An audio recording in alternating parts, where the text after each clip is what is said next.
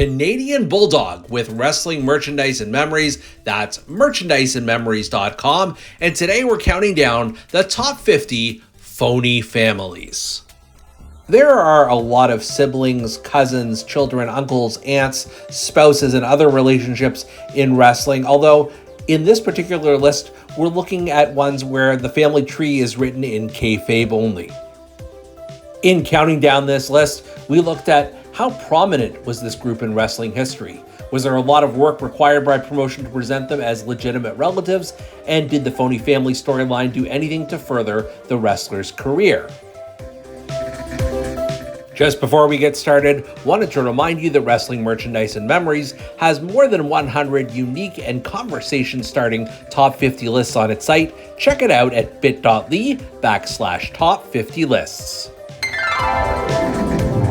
Number 50. Although Al Wilson is indeed the legitimate father of WWE Hall of Famer Torrie Wilson, he was not the legitimate husband of Dawn Marie, who was feuding with Torrie in 2002. Dawn Marie married Al to further her rivalry with Torrie, and Al apparently had a heart attack and died on their honeymoon, leading to a stepmother versus stepdaughter match at the 2003 Royal Rumble. Number 49. When Paul Burchill and Katie Lee Burchill first appeared together in WWE's developmental system, they teased a romantic storyline. Awkward considering they claimed to be brother and sister when they made it to the main roster in 2008, even teaming up together on occasion. Number 48. The Dupps were a group whose relationship was never fully defined, but included members Bowed Up, Jacked Up, Fluffed Up, and Stand Up. Get it? They began as a comedy act during the final days of ECW, were briefly in WWE's developmental system, and enjoyed a run in the early pay-per-view specials of TNA. Number 47. When LA Knight began on WWE's main roster in 2022, he was Max Dupree, a talent agent who led the Maximum Male Models team. His sister Maxine Dupree then began co-managing the team before Max quit and reintroduced himself as L.A. Knight. Yeah. Number 46. Shelton Benjamin had done reasonably well for himself in WWE, even pinning Triple H, but his career began to slump by 2005 as he racked up losses on Raw. It took the arrival of his mama, actress Thea Vidal, to turn Benjamin's career around, turning him into a heel and giving him a doting mom for fans to boo. Number 45. WWE Hall of Famers Terry Funk and Dory Funk Jr. were real-life brothers who had each captured the NWA World Championship. But in 1986, as Terry was preparing to make his exit from the WWF, Jimmy Jack Funk was brought in as the disturbed brother that wore a Lone Ranger mask. Number 44. Raw General Manager Eric Bischoff complained in 2004 that his nephew Eugene was joining the promotion and placed him under the care of William Regal. Eventually, Eugene saw what his uncle Eric was doing, and the two had a loser must shave their head match on pay-per-view. Number 43. While the marriage between Rusev and Lana was legitimate, their storyline divorce in 2009 was not. Well, at least until they split in real life in 2023. But in WWE canon, Lana's marriage to Bobby Lashley on Raw was completely based on storyline. They were never actually husband and wife. Number 42. Eric Young teamed up with ODB in a wildcard tournament in 2011. While they didn't win, the two developed a relationship that led to them capturing the TNA Knockouts Tag Team Championships. Oh yeah, and they also got married. Number 41. Doug Basham began teaming with Damaja in Ohio Valley Wrestling. When they came to WWE in 2003, Damaja changed his name to Danny Basham, and they became WWE Tag Team Champions and part of JBL's cabinet. Number 40. Sarah Stock, helped form the Mexican America faction in TNA along with her cousin Rosita Thea Trinidad, also known as Zelina Vega, as well as other faction members. Together, the Storyline Cousins held the TNA Knockouts Tag Team Championship. Number 39, J.R. Foley, no relation to Mick Foley, legitimately or otherwise, or Jim Ross for that matter, appeared in Stampede Wrestling as the heel manager of Dynamite Kid and others. As JR's character developed, he introduced his son Athol, who is actually British wrestler Bernie Wright. Number 38, Robbie McAllister and Rory McAllister were both born and raised in Scotland, as their backstory as the Highlanders might suggest, but they are not legitimate cousins. The two began teaming up in 2001 on the independent scene and were in WWE from 2006 to 2008. Number 37, Archie Goldie was known in the southern US as the Mongolian Stomper, who later became Archie the Stomper Goldie in the Stampede territory. Later, he introduced his son Jeff Goldie, Tommy Lee Jones, and no, not the actor, as a foil in his feud against Bad News Allen. Number 36, what is it with Stampede Wrestling and Phony Families? Gama Singh was a Calgary fixture in the mid-1980s and recruited family members Makhan Singh, who you may know as Bastion Booger or Norman the Lunatic, as well as Vulcan Singh, to wreak havoc on the Hart family and other Stampede babyfaces. Number 35, while Davey Boy Smith and the Dynamite Kid are legitimate first cousins, their other cousin, Johnny Smith, was actually British wrestler John Hindley, who teamed with Davey Boy in, yes, Stampede Wrestling, and later with Dynamite Kid in Japan. Number 34, in 2012, Bully Ray found himself romantically involved with Brooke Hogan, which put him at odds with father-in-law Hulk Hogan. Of course, the couple's wedding was ultimately a ruse for Bully Ray to turn heel and lead the Aces and Eights faction. Number 33, Joe LeDuc was playing a Canadian lumberjack character in the AWA, NWA, Puerto Rico, and yes, even Stampede Wrestling. From the late 1950s to the early 1970s, Joe began teaming with his brother, Paul LeDuc, whose name was actually Paul LeDuc, in Florida.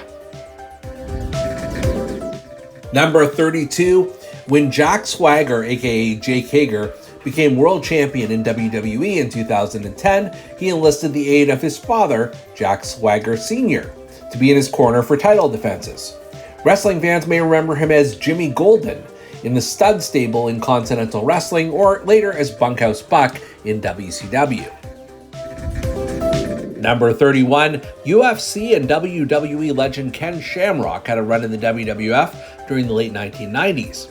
In 1999, fans were introduced to his sister, Ryan Shamrock, who ended up flirting with his rivals such as Val Venus, Billy Gunn, and Goldust. But here's where it gets creepy. The siblings were dating in real life, even as this angle played out. Number 30, when the Body Donnas debuted in the WWF in 1995, the members were Skip and Sonny. A year later, Skip teamed with Zip, and they won the WWF Tag Team titles. It was explained in WWF publications that the two were brothers-in-law, whose names just happened to rhyme, I guess? Number 29, WWE Hall of Famer Chief Jay Strongbow was a wrestling legend and a former WWF backstage agent. During the early 1990s, he formed a team with his brother Jules Strongbow. The Storyline brothers captured the WWF Tag Team Championship twice. Number 28, the fabulous Jackie Fargo was a Memphis wrestling institution for decades and was even a mentor to Jerry the King Lawler. While he teamed with legit brother Sonny Fargo on occasion, he was also paired with his brother Don Fargo, and those two siblings won numerous regional tag team championships. Number 27, WWE Hall of Famer Eddie Graham was a popular wrestler and promoter in the Florida area. In the 1950s and 1960s, he teamed with brother Dr. Jerry Graham. From there, brothers Luke Graham and superstar Billy Graham were also introduced. Number 26, Axel Rotten was establishing himself as a hardcore legend when he introduced his brother, Ian Rotten, in 1993. Together as Bad Breed, the two terrorized competitors in GWF and ECW, and then had one of the bloodiest matches in history in their Thai Pie Death match in ECW. Number 25, TNA took what another wrestling company had accomplished and bought it on Wish. Abyss was managed by James Mitchell, and after he turned face, it was revealed that Abyss was Mitchell's son, and then he inserted Abyss's half-brother Judas Messias into the situation. Number 24, Kevin Sullivan was a legendary wrestler, manager, and promoter in the NWA and elsewhere, and in 1994, he revealed that his brother Dave Sullivan was in WCW with him, although he went by the name of Evad because he was apparently dyslexic. Kevin and Evad teamed and then feuded. Number 23, Brett Major and Brian Major were brothers as the Major Brothers when they competed on the ECW and SmackDown brands. By the end of 2007, the two were rebranded as Disciples of Edge under the names Zack Ryder and Kurt Hawkins, and eventually the two became tag team champions as well as podcasters and business partners. Number 22, WWE Hall of Famers Lita and Kane got married in 2004 the old-fashioned way. She was forced to marry him after boyfriend Matt Hardy lost a till-death US part match. The faux couple were even said to have a bun in the oven until that no-good Gene Snitsky intervened. Number 21, in the late 1970s, Terry Boulder and Eddie Boulder were starting in the business together in Southern promotions and were often billed as brothers, first using their surname Boulder and then later Hogan. They later went on to become WWE Hall of Famers Hulk Hogan and Brutus Beefcake. Number 20, in 2007, it was revealed that WWE Chairman Vince McMahon had fathered an illegitimate son, and amazingly, it was someone on the WWE roster. After an exhaustive search, it was revealed that Hornswoggle was Vince's little bastard. Of course, the father-son relationship didn't last long because Hornswoggle had been the son of Finlay all along. This is number 19, by the way. Why they pretended not to be storyline father and son in the first place isn't exactly clear, but this pairing at least made a little bit more sense than McMahon. Hornswoggle debuted in the WWE as a second for Finlay. Number 18, in late 2013, heel TNA owner Dixie Carter announced that she was bringing her nephew into the promotion and gave him special treatment.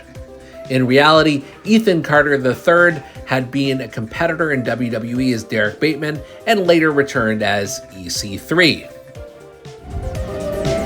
Number 17, throughout the 1970s, WWE Hall of Famers Handsome Jimmy Valiant and Luscious Johnny Valiant captured championship gold in the NWA, WWA, and the WWF. A third brother, Gentleman Jerry Valiant, joined the family in 1979. Number 16, Fritz Von Erich has had plenty of experiences with phony families. Waldo Von Erich was Fritz's brother in the 1960s and 1970s as the two faux German wrestlers captured the NWA Tag Team Championship together. In reality, Waldo had been a Canadian wrestler previously. Number 15, WWE Hall of Famers the Von Erichs were the first family of Texas during the 1980s. To capitalize on their popularity, Father Fritz introduced cousin Lance Von Erich to the fold in 1985. Later on, when Lance left World Class, Fritz publicly denounced any family ties. Number 14, in 2007, SmackDown General Manager Vicky Guerrero, the widow of Eddie Guerrero, revealed that she had a romantic relationship with WWE Hall of Famer Edge, as the two plotted dominance of the brand together. They even had a wedding, although one where Edge was shown being unfaithful. Number 13, in the late 1980s, the Destruction Crew of Wayne Bloom and Mike Enos were the most dominant team in the AWA. When later poached by the WWF, they were presented as Bo and Blake Beverly, two spoiled rich brothers from Shaker Heights, Ohio. They then became ex-brothers when Bo retired. Number 12, WWE Hall of Famers Road Dogg and Billy Gunn had a head-scratching family relationship in TNA when, following their successful run in the WWF as the New Age Outlaws, they suddenly became brothers, BG James and Kip James, aka the James Gang. Oh, you didn't know? Number 11, Billy Gunn had previous experience pretending he had a brother in wrestling. In the mid-1990s, he was related to Bart Gunn.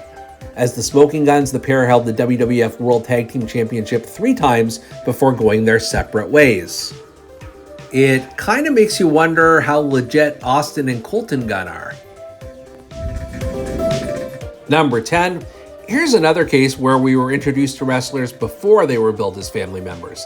In the early 1990s, Tex Slazenger and Shanghai Pierce were a lower card team in WCW. When they made it to the WWF, they were now cousins Phineas I and Henry O, the Godwins.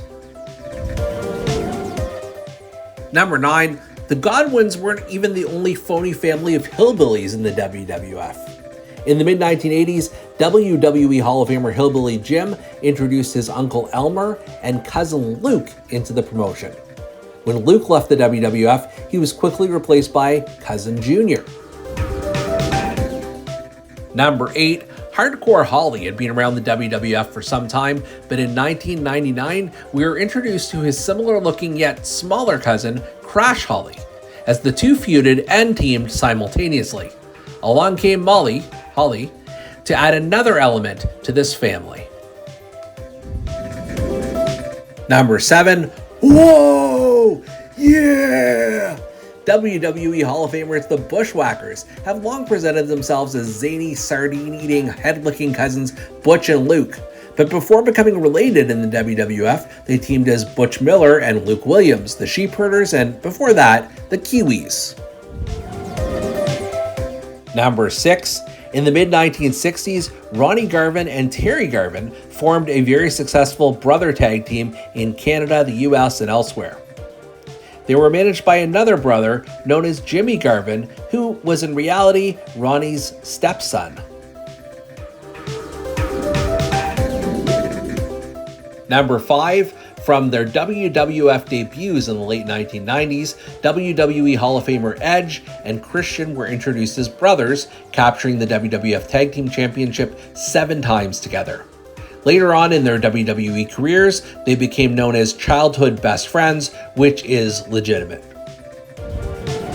Number 4, Ivan Koloff was a top Russian heel in the 1960s and 70s, even upsetting Bruno Sammartino for the WWF Championship. By the 1980s, Ivan recruited his nephew Nikita Koloff into the fold, and the two terrorized American babyfaces, even capturing the NWA Tag Team Championship twice. Number 3, in the mid-1960s, Gene Anderson teamed up with his brother Lars Anderson. This later morphed into Gene teaming with another brother, Ole Anderson, as the Minnesota Wrecking Crew. And later yet, Ole took WWE Hall of Famer and his cousin, Arn Anderson, under his wing. None of them were related. Number 2, what began as a comedy act in the late 1990s turned into the most decorated tag team in wrestling history. The ECW version of the Dudleys was that someone had fathered dozens of illegitimate children, including WWE Hall of Famers Bubba Ray Dudley and Devon Dudley, but of course there were also Big Dick Dudley, Chubby Dudley, Dances with Dudley, Dudley Dudley, Sign Guy Dudley, and Little Spike Dudley. And the number 1 phony family is The Undertaker, Kane, and Paul Bearer. It's one of the most enduring storylines in WWE history, centering around this bizarre family of WWE Hall of Famers. Shortly after The Undertaker debuted in 1990, he was managed by Paul Bearer. When the two split years later, Bearer introduced Undertaker's long-lost brother Kane to feud with the dead man. And then later, Bearer revealed that he was also Kane's father, making this phony family complete. Well, what did you think? Which entries did we miss? Which ones did we misplace? Let us know in the comments below, and be sure to subscribe to our YouTube channel for lots more great content.